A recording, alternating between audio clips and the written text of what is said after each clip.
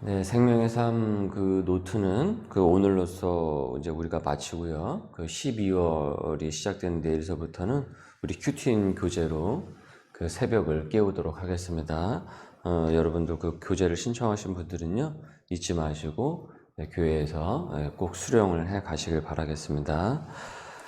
하나님을 그 두려워하지 않는 사람은 그 강한 것이 아니라 완고한 것이라고 했습니다. 그런 이는 복음 속에 담긴 그 하나님의 사랑과 심판을 무시한다라고 했죠. 그렇게 정교한 그 하나님의 섭리와 그리고 이 세상을 통치를 하시는 그 하나님의 어떤 그 주권 또한 무시를 합니다.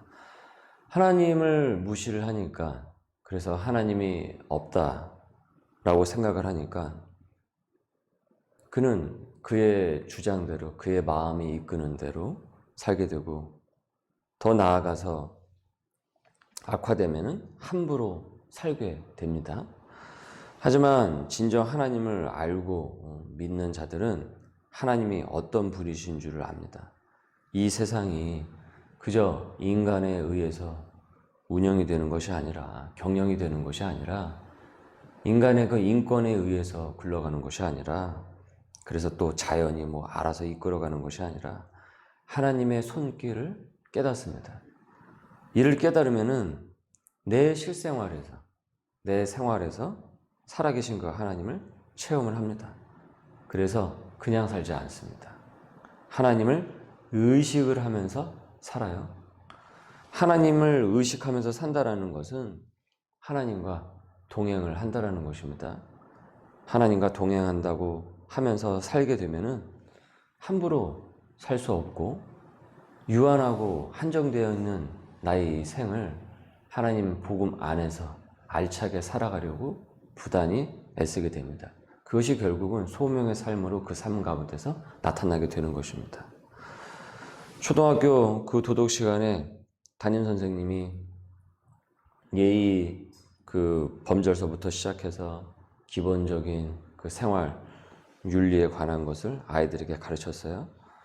그런데 한 아이가 질문을 했는데 바로 답을 못하고 잠시 머뭇거렸습니다. 무엇이었냐면은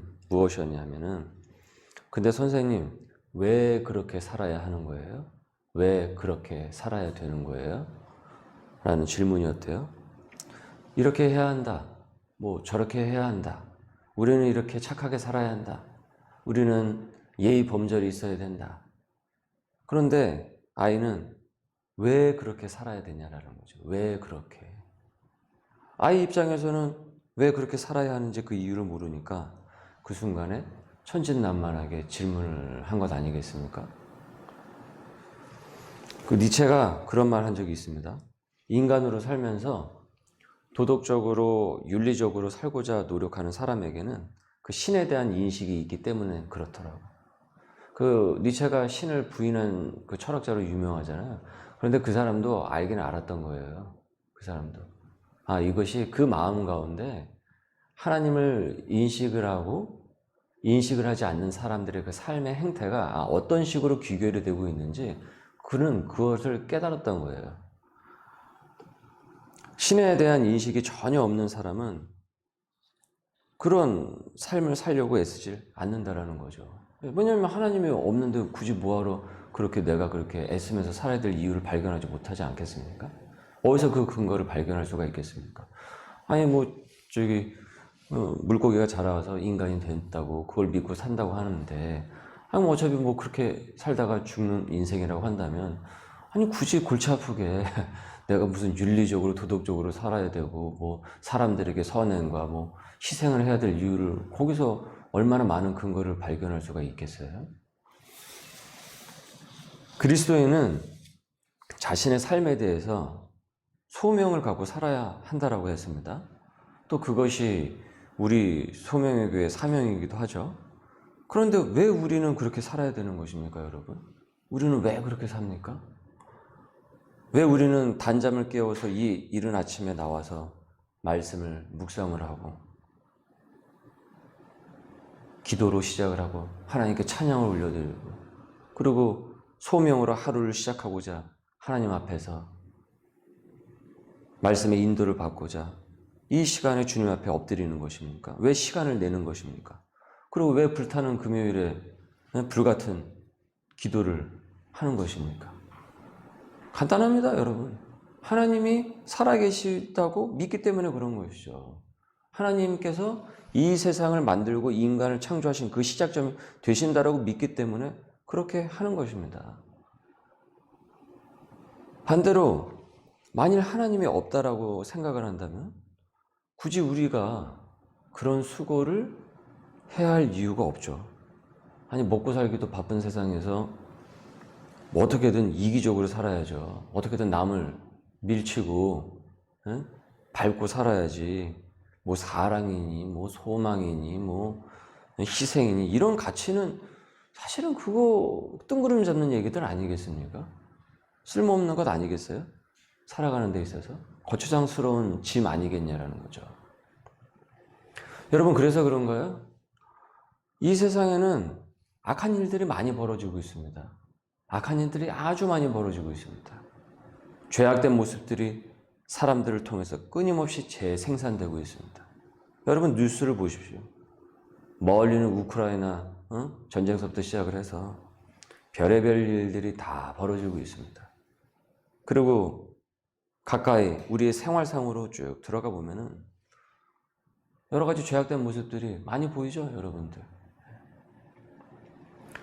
조강 지쳐버리는 남자들도 세고 세었고, 반대로 남자 눈 맞는 경우도 많고, 가정 있는 여인이. 전에 뭐 신문에 보니까 술 먹은 10대 두 녀석이 80 가까이 되는 노인에게 폐악질을 하지를 않나. 그 할아버지는 지나가는 할아버지였어요. 그런데 그 멀쩡히 지나가는 할아버지한테 그 10대 두 녀석이 그냥 폐악질을 한 거예요. 전에 떠들썩하게 했던 그 이은혜와 그 내어난 조연수를 보십시오, 여러분. 그 어떻게 인간이 저럴 수가 있냐 싶지 않습니까? 그게 가당키나 합니까? 그 이제 극단적으로 나갈 때까지 이제 나간 거죠. 여러분, 하나님이 없다고, 그리스도가 없다고, 예수님이 없다고, 여러분 생각하는 사람이 이 세상에 다 그렇게 사람들이 다 그렇게 생각하고 살잖아요. 이 세상 모든 사람들이. 그럼 이 세상 진짜 엉망진창이 됩니다. 엉망진창이 될 것입니다. 모든 사람이 다 그렇게 산다고 한다면, 그렇게 인식을 하고 산다고 한다면, 하나님이 없다고 이 세상은 그저 저절로 생겼다고 생각하고 믿는 사람은 그렇게 살게 됩니다. 죄 짓는 것에 대해서 별로 그렇게 불편해하지 않습니다. 어차피 한 번 살다가 죽는 거니까 자기 욕심과 자기의 성질대로, 자기의 성정대로 살게 되어 있습니다. 그리고 쾌락을 쫓게 되어 있죠. 본문 말씀이 이를 말하지 않습니까? 1절, 악인의 죄가 그의 마음속으로 이르기를 그의 눈에는 하나님을 두려워하는 빛이 없다 하니 그가 스스로 자랑을 하기를, 또 이것을 또 자랑을 해요. 아, 자기의 죄악은 드러나지 아니하고 미워함을 받지도 아니하리라 하미로다. 그의 입에서 나오는 그 말은 죄악과 속임이라. 그는 지혜와 선행을 그쳤도다. 지혜와 선행을 그쳤도다. 그칠 수밖에 없죠. 하나님이 없다고 믿으니까. 그래서 4절에 그는 그의 침상에서 죄악을 꾀하며, 그러니까 잠자기 전에도 어떻게 하면 남을 속여 먹을 수 있을까? 어떻게 하면 남 등쳐 먹을까? 이런 궁리를 한다라는 거예요. 스스로 악한 길에 서고 악을 거절하지 아니하는도다. 이런 사람은 내가 이러면 안 되지, 이렇게 살면 안 되지, 이것에 대한 브레이크가 없다라는 것입니다. 하지만 하나님을 온전히 인식을 하고 계시다라고 믿는 사람은 어떤 삶의 태도를 갖고 있습니까? 나머지 5절서부터 12절까지가 바로 그 하나님을 믿는 사람들의 온전한 그 반응입니다. 그런데 이들이 이런 하나님을 믿기 때문에 불행하거나 슬픔에 갇혀 있다라고, 그래서 그렇게 갇혀서 산다라고 하지 않습니다. 오히려 하나님의 형상이었던 그 진실된 그 인간성을 회복을 해서 진정 기쁨의 삶이 돼서 감동 있는 삶이 된다라고 하고 있습니다. 5절을 보십시오.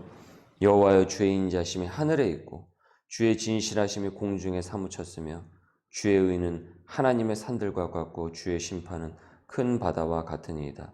여호와여 주는 사람과 짐승을 구하여 주시나이다. 7절입니다. 읽습니다. 하나님이여 주의 인자하심이 어찌 그리 보배로우신지요. 사람들이 주의 날개 그늘 아래에 피하나이다. 그들이 주의 집에 있는 살찐 것으로 풍족할 것이라. 주께서 주의 복락의 강물을 마시게 하시리라. 진실로 생명의 원천이 주께 있사오니 주의 빛 안에서 우리가 빛을 보리이다. 우리가 진짜 빛을 보기 위해서는 하나님의 말씀 안에 주 날개 밑에 거할 때 우리가 온전한 그 빛을 체험하면서 살아나갈 수가 있습니다. 10절에 주를 아는 자들에게 주의 인자하심을 어떻게 하신다고요? 계속 베푸신다고 했습니다. 그리고 마음이 정직한 자에게 주의 공의를 베푸소서. 교만한 자의 발이 내게 이르지 못하게 하시며 악인들의 손이 나를 쫓아내지 못하게 하소서. 악을 행하는 자들이 거기서 넘어졌으니 엎드러지고 다시 일어날 수 없으리로다. 이 시편 36편에서는 하나님을 없다라고, 그래서 하나님의 무시하고 그 뜻에서 벗어난 그 세상의 모든 사람들을 가리켜 반드시 하나님의 그 공의와 심판은 이 땅 가운데 임하실 것이다 라고 분명히 공언하고 있습니다. 여러분, 죽으면 끝이 아닙니다. 우리 모든 사람은 최종 평가서대로 하나님의 심판대 앞에 설 수밖에 없습니다. 로마서 2장 3절에 이렇게 말씀했습니다. 이런 일을 행하는 자를 판단하고도 같은 일을 행하는 사람아, 내가 하나님의 심판을 피할 줄로 생각하느냐. 하나님이 없다고 하며 그렇게 죄가 죄인지도 모르고 사는 사람은 영원한 형벌인 지옥에 갇혀 지낼 것이고, 하나님을 온전히 믿고 그리고 그리스도인으로 살아내고자 노력하면은 감격하고 감격이 있는 삶으로 그렇게 산 사람들은 영원한 천국에서 정말 영원한 감동 있는 삶을 살아내게 될 것입니다. 교회의 여러분 존재 목적이 바로 여기에 있는 것입니다. 바로 이런 하나님의 사람들을 길러내고 또 그 복음을 전하고 또 인도해서 그들이 원래의 그 진실된 그 인간성을 회복을 해서 이 세상에서 삶의 태도를 고치고 또 후에 천국으로 하나님의 영원한 나라에 입성할 수 있도록 안내하는 곳이 바로 교회의 사명인 것입니다. 저와 여러분이 바로 이 영광된 사명을 이루기 위해서 또 소명으로 부름을 우리가 받은 것입니다. 아주 위대한 일을 하는 위대한 여정에 서 있는 우리가 주님의 백성이라는 것이죠. 그러니 우리가 이 땅 가운데서 살 때 우리는 대충 아무렇게나 살 수 없는 이유가 바로 여기에 있는 것입니다. 이를 위해서 여러분 기도하시길 바랍니다. 그러면은 어려울 때는 하나님께서 주의 날개 그 그늘 아래에 피할 수 있도록 하시고 우리의 가정과 집에는 살찐 것으로 풍족하게 될 것입니다. 그 복락의 맑은 강물을 마음껏 마시면서 주님의 그 거룩한 빛을 받아 우리가 누리게 될 것입니다. 이 새벽에 여러분 기도하실 때 이 은혜를 누리는 또 저와 여러분이 될 수 있기를 주님의 이름으로 소망합니다. 기도하겠습니다. 은혜가 많으신 하나님 감사합니다. 오늘도 저희들에게 이 새벽에 말씀의 시간을 허락하여 주시고 말씀 앞에 나오는 이 시간을 통하여서 하나님이 존재하시고 하나님이 계시다라는 것을 다시 한번 깊이 상고하게 하여 주옵소서. 우리에게 주어진 그 사명 오늘도 능히 소명으로 살아낼 수 있도록 주님 굳건한 힘을 더하여 주시옵고 주 날개 밑에서 오늘도 동행해 나가는 귀한 하루가 되도록 오늘도 우리의 가정과 그 일터를 축복하여 주옵소서. 감사하며 예수님의 이름으로 기도드립니다. 아멘.